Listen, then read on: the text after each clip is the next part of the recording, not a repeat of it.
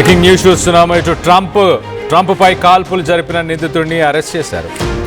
నిందితుడి ఫోటోని ప్రస్తుతానికి truth social మీడియాలో ట్రంప్ పోస్ట్ చేశారు. సెక్యూరిటీ స్క్రీనింగ్ ఏరియాలో కాల్పులు జరిపిన నిందితుడు, దానికి సంబంధించిన విజువల్స్ని మనం రైట్ సైడ్ బాక్స్లో చూడొచ్చు. ఆ సెక్యూరిటీ ఏరియాకి దూసుకొని వచ్చేసాడు. అక్కడ ఎదురుగా ఉన్న ఇద్దరు సెక్యూరిటీ పర్సనల్స్ని షూట్ చేసి పారిపోయే ప్రయత్నం చేశాడు. సో ఒక్కసారిగా సెక్యూరిటీ పర్సనల్స్ అతన్ని అడ్డుకునే ప్రయత్నం చేశారు. మొత్తంగా 8 రౌండ్ల కాల్పులు జరిపిన ఆ వ్యక్తిని అరెస్ట్ చేసిన ఫొటోస్ని మనం రైట్ సైడ్ బాక్స్లో చూస్తున్నాం. డొనాల్డ్ జే ట్రంప్ అరెస్ట్ చేసిన తర్వాత ఆ ఫొటోస్ని రిలీజ్ చేశాడు ఇటు అమెరికా ప్రెసిడెంట్ ట్రంప్. కానీ ఆ ఈవెంట్ ఏదైతే జరుగుతుందో జర్నలిస్టులు 2600 మంది జర్నలిస్టులకు సంబంధించిన వైట్ హౌస్ ఈవెంట్, జర్నలిస్టులతోని ప్రెసిడెంట్ కలిసి ఆ డిన్నర్ మీటింగ్కి ఎలాంటి పర్మిషన్ లేకుండా, ఎలాంటి సెక్యూరిటీ క్లియరెన్స్ లేకుండా కావాలనే గన్ను తీసుకొని అందులోకి పరుగులు తీశాడు ఆ నిందితుడు. అంటే ట్రంప్ని చంపాలన్న ఉద్దేశమేనా? ఖచ్చితంగా అంటున్నారు ఇటు విశ్లేషకులు. మనం చూడొచ్చు ఆ సెక్యూరిటీ ఎంతమంది అక్కడ నిల్చొని అడ్డుకునే ప్రయత్నం చేస్తున్నారు. వచ్చి రాగానే ఆ సెక్యూరిటీనే ఫస్ట్ షూట్ చేశాడు. ఆ సెక్యూరిటీ కింద పడిపోయే ప్రయత్నం చేస్తూ మొత్తానికైతే మళ్ళీ తన వెపన్స్ని తీసుకొని ఆ నిందితుడిని పట్టుకునే ప్రయత్నం చేశారు.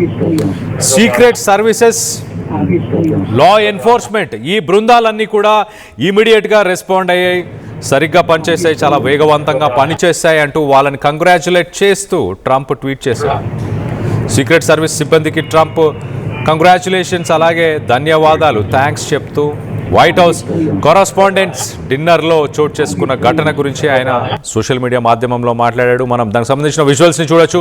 ఆ విజువల్స్లో ఒక్కసారిగా ట్రంప్ని ఒక సేఫ్ జోన్కి, ట్రంప్తో పాటు ఇటు మెలనీ వైఫ్ మెలనీ, అలాగే వైస్ ప్రెసిడెంట్ జేడీ వ్యాన్స్, వీళ్ళందరినీ కూడా ఒక సేఫ్ అండ్ సెక్యూర్డ్ లొకేషన్కి సీక్రెట్ సర్వీసెస్ ఏజెంట్స్, అలాగే మెట్రోపాలిటన్ పోలీస్ వీళ్ళందరూ కోఆర్డినేషన్తో ఇమీడియట్గా సేఫ్ ప్లేస్కి తీసుకెళ్ళినట్టు తెలుస్తుంది.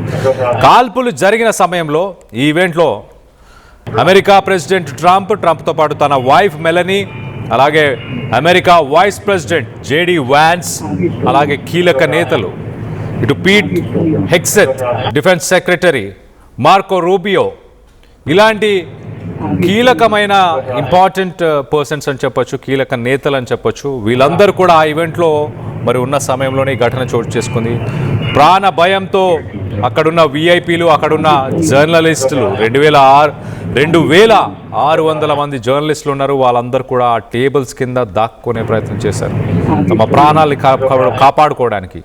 ఒక్కసారిగా ఫైరింగ్ మొదలైంది. 1, 2, 3, 4 అలా 3-4 షాట్స్ ఫైరింగ్ చేసిన వెంటనే లోపల ఒక్కసారిగా ప్యానిక్ అయ్యారు. అందరూ గెట్ డౌన్ అంటూ టేబుల్స్ కింద దాక్కునే ప్రయత్నం చేశారు. మనం దానికి సంబంధించిన విజువల్స్ని చూడొచ్చు. ఒక్కసారిగా ఇటు స్టేజ్ పైన ఉన్న ట్రంప్ కానీ మెలనీ కానీ స్టేజ్ పైన ఉన్న వాళ్ళందరూ కూడా ఒక్కసారిగా కింద దాక్కునే ప్రయత్నం చేశారు. మరోపక్క రైట్ సైడ్ విజువల్లో కింద బాక్స్లో మనం చూస్తున్నాం, ఫైరింగ్స్ అయిన వెంటనే ఇటు సీక్రెట్ సర్వీస్ పోలీస్ ఒక్కసారిగా స్టేజ్ పైకి దూసుకొచ్చారు.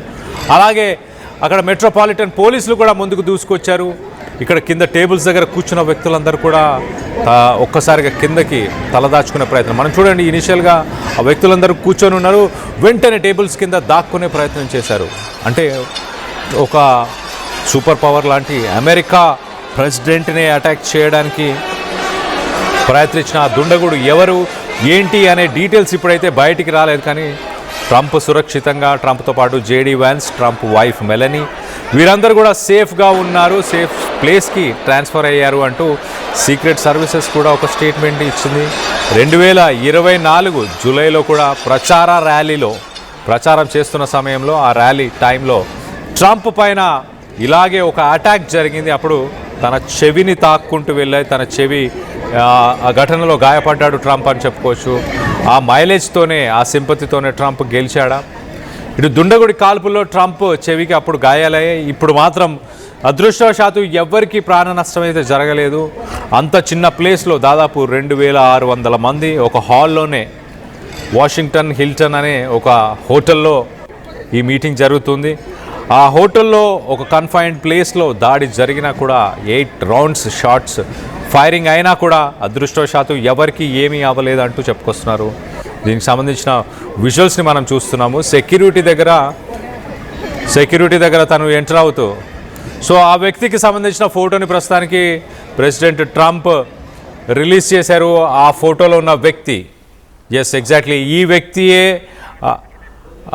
ఆ దాడికి పాల్పడ్డాడు.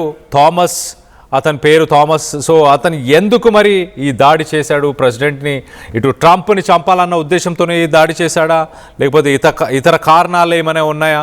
మానసికంగా తను ఏమైనా బాధపడుతూ ఇలాంటి ఒక చర్యకు పాల్పడ్డా? గతంలో మనం చూసాం 2025లో కూడా ఆఫ్ఘనిస్తాన్కి సంబంధించిన ఒక వ్యక్తి, అమెరికా ప్రభుత్వానికి, అమెరికా మిలిటరీకి ఆఫ్ఘనిస్తాన్లో హెల్ప్ చేసిన ఆ వ్యక్తి ఒక్కసారిగా వైట్ హౌస్ పరిసర ప్రాంతాల్లోనే దాడిని నిర్వహించాడు. అక్కడ 2 నేషనల్ సెక్యూరిటీ గార్డ్స్ పైన ఫైరింగ్ చేయడంతో మొత్తానికైతే అతన్ని నేషనల్ సెక్యూరిటీ గార్డ్స్ ఇమీడియట్గా అడ్డుకోవడం, అతన్ని అరెస్ట్ చేయడం, దాని తర్వాత ఆఫ్ఘనిస్తాన్ నుంచి ఎలాంటి వ్యక్తులు కూడా ఇమిగ్రేషన్ పైన ఇండియాకు రాకుండా ఉండేలాగా చర్యలు తీసుకోవడం జరిగింది. సో మొత్తం మీద మరొక ఘటన, ట్రంప్ని చంపేందుకు మరొక ఘటన చోటు చేసుకుంది. దానికి సంబంధించిన వ్యక్తి వివరాలని ట్రంప్ వెల్లడించారు. ఆ విజువల్స్ని కూడా, సీసీటీవీకి సంబంధించిన విజువల్స్ని కూడా మనం చూస్తున్నాము. పరిగెట్టుకుంటూ లోపలికి సడన్గా వచ్చేసాడు. అప్పటికే అతన్ని షూట్ చేసే ప్రయత్నం, మరి షూట్ చేసినా కూడా తనకి ఎలాంటి గాయాలు అవ్వలేదు. తనని అరెస్ట్ చేశారు. తను పూర్తిగా ఒక బుల్లెట్ ప్రూఫ్ జాకెట్ ఏమైనా వేసుకొని లోపలికి వచ్చి దాడి చేసే ప్రయత్నం చేశాడు. తన దగ్గర ఒక సీరియస్ వెపన్ ఉంది, ఒక చాలా హైలీ సొఫిస్టికేటెడ్ వెపన్, ఒక టెక్నికల్ వెపన్ ఉంది. ఆ వెపన్ చూసి కూడా భయపడ్డామంటూ కొంతమంది ఇంటర్నేషనల్ మీడియాకి సంబంధించిన జర్నలిస్టులు, ఓనర్స్ వాళ్ళందరూ కూడా కొన్ని పోస్టులలో వాళ్ళు చెప్పుకొచ్చే ప్రయత్నం చేస్తారు. మొత్తం మీద ట్రంప్కి అపాయం తప్పిపోయింది. సీక్రెట్ సర్వీసెస్, అలాగే అక్కడున్న మెట్రోపాలిటన్ పోలీస్ వీళ్ళందరూ సమన్వయంతో పని చేయడం వల్ల సేఫ్గా ఉన్నానంటూ సోషల్ మీడియా మాధ్యమం ట్రూత్లో తను పోస్ట్ చేశాడు. దానికి సంబంధించిన విజువల్స్ని మనం చూస్తున్నాం. అక్కడ చాలామంది జర్నలిస్టులు కానీ మిగతా వ్యక్తులు పరుగులు తీస్తున్న విజువల్స్ని మనం చూస్తున్నాం. వాళ్ళందరూ కూడా భయభ్రాంతులకు గురై పరుగులు తీస్తున్న ఇమేజెస్ని మనం చూస్తున్నాం. మరోపక్కన ట్రంప్ స్పెషల్ సెక్యూరిటీ సర్వీసెస్, అంటే ప్రెసిడెంట్కి ఏదైతే special security, secret security services ఉంటుందో ఆ సీక్రెట్ సెక్యూరిటీ సర్వీసెస్, అలాగే మిలిటరీ, అలాగే ఆయనకు సంబంధించిన మెట్రోపాలిటన్ పోలీస్ వీరందరూ కూడా పరుగులు తీస్తున్న విజువల్స్ని మనం చూస్తున్నాం. సో ఒక్కసారిగా భయభ్రాంతులకు గురయ్యారు. ఆ మీటింగ్ అవ్వక ముందే ఇలాంటి ఒక దారుణం చోటు చేసుకుంది. ఏది ఏమైనా ఇట్స్ ఎ గ్రేట్ ఈవినింగ్ అంటూ ట్రంప్ ట్వీట్ చేశాడు. ఇట్స్ ఎ గ్రేట్ ఈవినింగ్, కుదిరితే ఈ డిన్నర్ మీట్ని మళ్ళీ కంటిన్యూ చేద్దామంటూ కూడా ఆయన చెప్పుకొచ్చే ప్రయత్నం చేశాడు.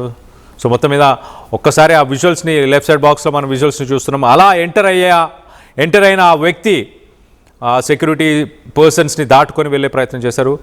దాని తర్వాత అక్కడున్న ట్రంప్ని దాడి చేయడానికి ఆ హాల్లోకి, బాల్ రూమ్లోకి ఎంటర్ అయ్యే ప్రయత్నం చేసినప్పుడే సెక్యూరిటీ ఫోర్సెస్ అతన్ని హోల్డ్ చేయడం జరిగింది. మొత్తానికైతే అరెస్ట్ చేశాము.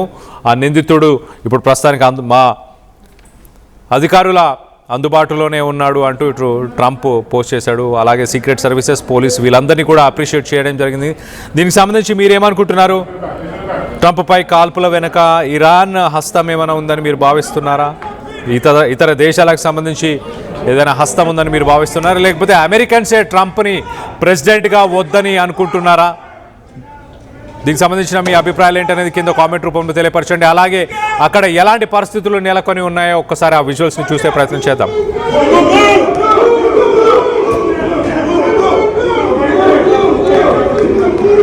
Everybody stay down, stay down. Oh my God. Stay down, everybody, ladies and gentlemen, stay down.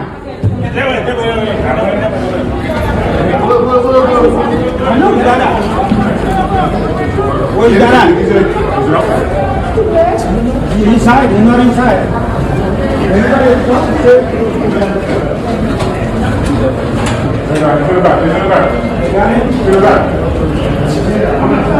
Nobody comes in here!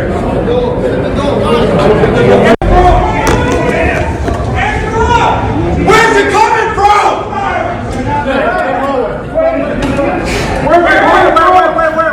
Where's it coming from? Over there. Where's it coming from?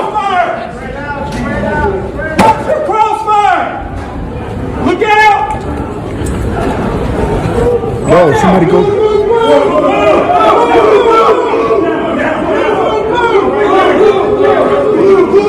Everybody stay down, stay down. We got one down. In there, in there. Jim! Hey, where you at?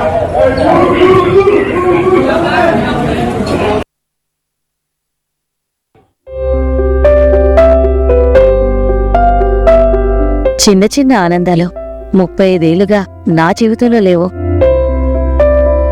35 ఏళ్లుగా నేను డైపర్లలో బ్రతికాను. 6 సెంటీమీటర్ల fistula నా మూత్రాశయంలో leak కారణమైంది. ఎవరూ నాకు సహాయం చేయలేకపోయారు. ఏఐఎన్యూలో వైద్యులను కలిసే వరకు. అక్కడ వారు రోబోటిక్ శస్త్రచికిత్సతో నాకు పరిష్కారం ఇచ్చారు. వారు నా ఆత్మవిశ్వాసాన్ని కూడా తిరిగిచ్చారు. Precision Care makes it possible. The Center for Robotic Surgery at AINU. Fast. Track your career with programs tailor-made for the industry. KL Global Business School.